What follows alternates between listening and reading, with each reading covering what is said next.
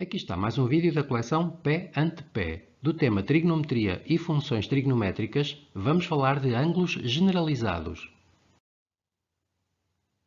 Vamos admitir que um relógio analógico é suprimido o ponteiro das horas.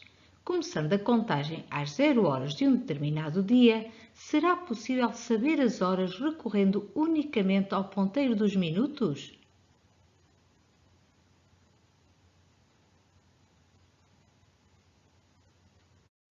Isso só seria possível caso não perdêssemos de vista o ponteiro dos minutos. Como não foi exatamente isso que aconteceu, terminada a contagem e tendo em conta a posição do único ponteiro do relógio, apenas podemos garantir terem passado 30 minutos de uma hora que desconhecemos. Contudo, conhecendo a totalidade dos minutos decorridos desde as 0 horas desse dia, uma simples divisão por 60, o número de minutos que totalizam uma hora, permitiria determinar a hora em causa.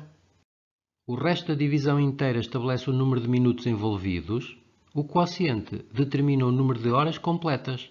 Na verdade, a função do ponteiro das horas é contar o número de voltas do ponteiro dos minutos a cada meio-dia, esperando que ninguém confunda a primeira com a segunda metade de cada dia. Partindo da divisão inteira, podemos, num contexto mais formal, considerar o par ordenado 30-12, informação associada ao ponteiro dos minutos e ao ponteiro das horas, respectivamente. Para a representação do próximo ângulo, vamos considerar o seu vértice, o lado origem e associar-lhe, desde já, o sentido positivo.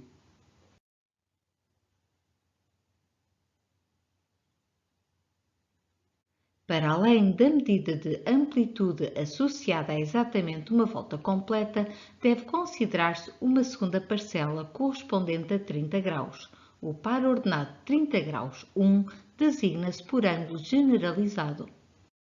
O lado origem do ângulo generalizado coincide com o lado origem do ângulo orientado correspondente e, de modo semelhante, o lado extremidade do ângulo generalizado coincide com o lado extremidade do ângulo orientado correspondente.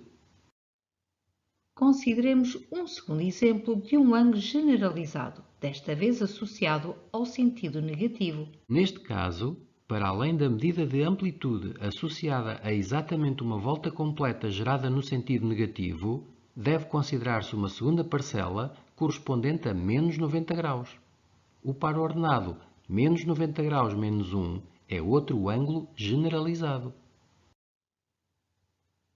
Um ângulo generalizado é um par ordenado αn, onde α é a medida de amplitude de um ângulo nulo ou de um ângulo orientado e n é um número inteiro que é positivo ou nulo se o ângulo tiver orientação positiva e negativo ou nulo se o ângulo tiver orientação negativa, onde módulo de n corresponde intuitivamente ao número de voltas completas.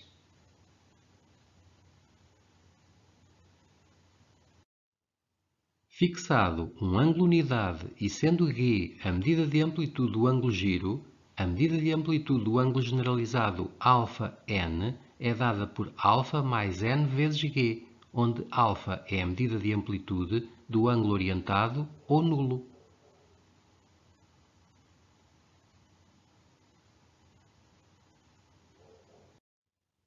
Consideremos o quadrado ABCD, cujas diagonais se intersetam no ponto E. Como bem sabemos, as diagonais de um qualquer quadrado são perpendiculares, são geometricamente iguais e bissetam-se.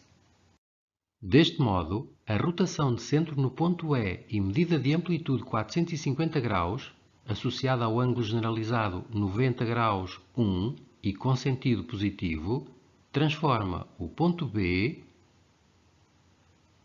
no ponto C. Já a rotação de centro no ponto E e medida de amplitude menos 450 graus, associada, portanto, ao ângulo generalizado menos 90 graus menos 1 e com sentido negativo, transforma o ponto B no ponto A.